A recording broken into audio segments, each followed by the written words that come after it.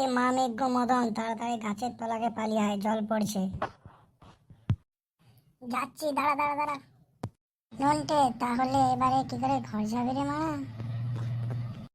এই রে মারা, তাহলে ঘর না যেতে পারলে তো মা মারবে, গাঁড় মারা।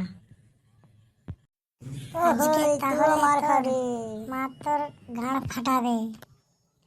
ভালো হবে। তোকে তো বললাম নন্টে, বাইরে যাব না, মেঘ করেছে, জল পড়তে পারে। শালা মদন, এবারে ভিজ, মায়ের কাছে মার খাবি। মদন, আমি একা মার খাবো? তুই শালা তো মার খাবি রে। হাই নন্টে, তাহলে দুজনাতেই ভিজবো, এমনিতেও মার খাবো মায়ের কাছে। এ মদন, ভিজি না শালা, তোকেও মার দেবে প্রচুর, ভিজলে শালা গাঁড় ফাটিয়ে দেবে। চলে আয় মদন, চলে আয়, নালে তুই ঘরকে আর গেলে তোকে ঘরে থাকতে দেবে না। আমি তো শালা চললাম।